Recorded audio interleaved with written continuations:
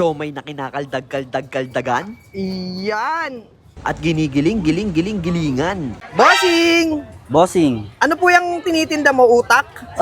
Hindi utak yan, bossing. Siomay kaldag yan. Saan po gawa yung siomay kaldag mo, boss? Sa pork, bossing. Kano naman po yan? 10 piso lang, boss. 10 piso ang isa. Ba't, Oo, ba't bossing. nasayaw-sayaw ka, boss? Nakasanayan ko na, boss eh. Sige, boss, Kailangan may tikman ko sayaw. po yung siomay kaldag mo. Ilan ba sa'yo, bossing?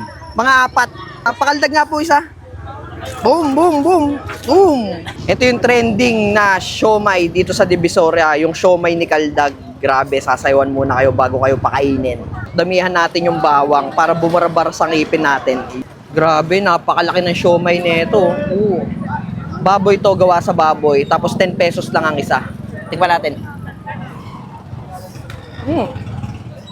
Toasted siya sa labas, tapos grabe yung laman sa loob. Siksik na siksik.